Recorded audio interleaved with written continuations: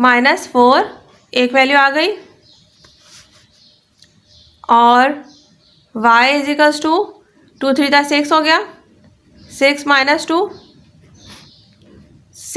4 होता है, तो y की दूसरी वैल्यू आ गई। अब यहाँ पे भी हमें मालूम है कि आगे हमें फॉर्मूला लगाना है, तो y1 हो गया, ये y2 हो गया।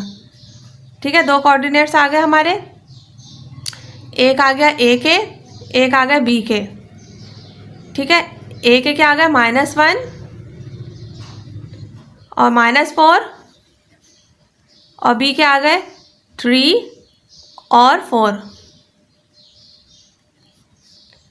ठीक है, ये आ गया दो कोऑर्डिनेट्स। अच्छा, अब हम अगर इसकी फिगर को देखते हैं, ये हो गया y एक्सिस और ये हो गया x एक्सिस। ठीक है, ये कर्व है और ये लाइन जो है ना ये कट कर रही है उसको। अब उन्होंने कहा है सवाल में, ये हमें सिर्फ कंफ्यूज करने के लिए कहा है कि जो a है ना, पॉइंट a, वो लाई कर रहा है कहाँ पे, x एक्सिस से नीचे। ठीक है, तो a इधर आ गया और b ऊपर चला गया ऑटोमेटिकली। ठीक है, अब इन दोनों के जो बीच का इन्होंने रेशो बताया, लेंथ नहीं बताई।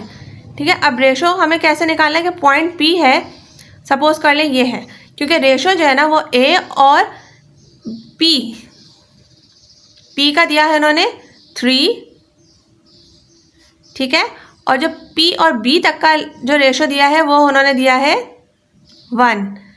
तो जो A और P तक का जो डिस्टेंस होगा ना वो हम ऑटोमेटिकली सपोज करेंगे अपने दिमाग में कि हाँ भाई ये ज़्यादा है और B और P का जो डिस्टेंस है वो थोड़ा कम है।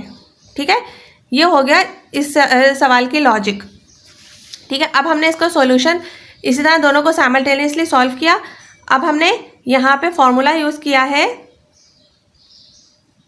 इंटरसेक्शन वाला फॉर्मूला या सेक्शन फॉर्मूला। ठीक है, सेक्शन फॉर्मूला क्या होता है,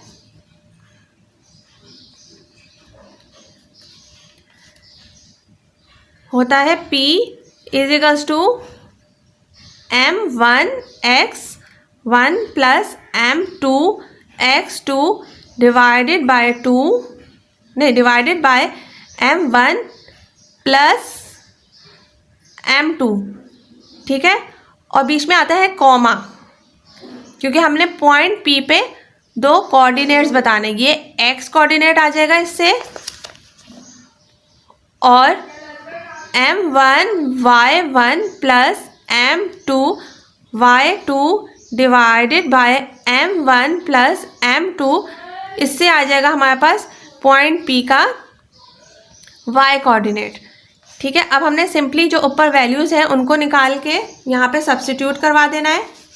ठीक है, अच्छा, अब ये m1 और m2 कहाँ से आएगा, m1 हम सपोज कर लेते हैं AP तक का जो डिस्टेंस था वो हो जाएगा m1 रेशो, और B तक का जो डिस्टेंस था वो हो जाएगा m2। सही है, हमने फिगर से m हमेशा डिनोट करता है किसको, स्लोप को। तो ये जो स्लोप है A से लेकर P तक ये हो गया 3, और P से लेकर B तक का जो स्लोप है वो हो गया 1। ठीक है, हमने पॉइंट सेक्शन फॉर्मूले में हमने वैल्यूज सब्स्टिट्यूट करा दी। ठीक है, x1 3 था तो y1 4 आएगा। ठीक है, क्योंकि हमने जो 3 पुट सब्स्टिट्यूट करवाया था वैल्यूज उसमें इक्वेशंस में, तो y1 आ रहा था 4। ठीक है, इसी तरह x2 था -1 से, -1 को सब्स्टिट्यूट करवाने की वजह से जो y की वैल्यू आई थी वो आई थी y2 की क्या वैल्यू थी -4। ये हमने वैल्यू सब्स्टिट्यूट करवा दी, और जहाँ जहाँ m1 था वहाँ हमने 3 सब्स्टिट्यूट करा दिया, जहाँ जहाँ m2 था वहाँ हमने 1 सब्स्टिट्यूट करा दिया। अब हम इसको सॉल्व करेंगे, 3 3 9, -1 प्लस 1 -1, माइनस प्लस माइनस होता है इसलिए, नीचे क्या आ जाएगा 3 + 1 4, कॉमा ये ब्रैकेट 3 4 12। ठीक है, अब ये वाला प्लस और ये वाला माइनस मल्टीप्लाई हो जाएगा तो प्लस माइनस माइनस हो जाएगा। ठीक है, 4 1 4 डिवाइडेड बाय 3 + 1 4।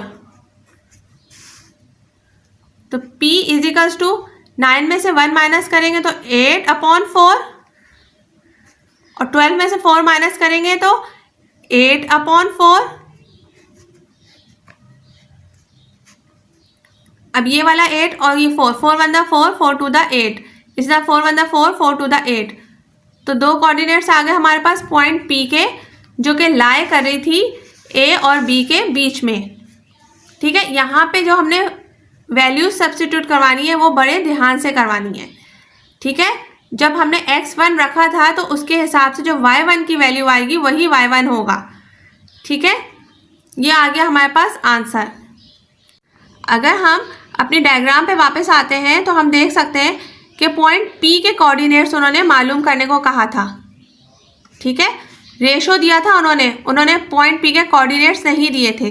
पॉइंट P के कोऑर्डिनेट्स हमने मालूम कर लिए, क्या आ रहे, 2 और 2। ठीक है, और यहाँ पे हमने मिड पॉइंट फॉर्मूला क्यों नहीं यूज़ किया, क्योंकि रेशो जो था वो 3:1 था। मिड पॉइंट फॉर्मूला यहाँ पे नहीं अप्लाई हो सकता, इसलिए हमने पॉइंट सेक्शन फॉर्मूला यहाँ पे अप्लाई किया है। ठीक है, ये लॉजिक हमें याद रखनी पड़ेगी। ओके, आंसर आ चुका है। आई होप आप लोग को समझ भी आ गया होगा। अगर कुछ कन्फ्यूजन है अभी भी तो आप मुझसे कमेंट बॉक्स में कमेंट करके पूछ सकते हैं।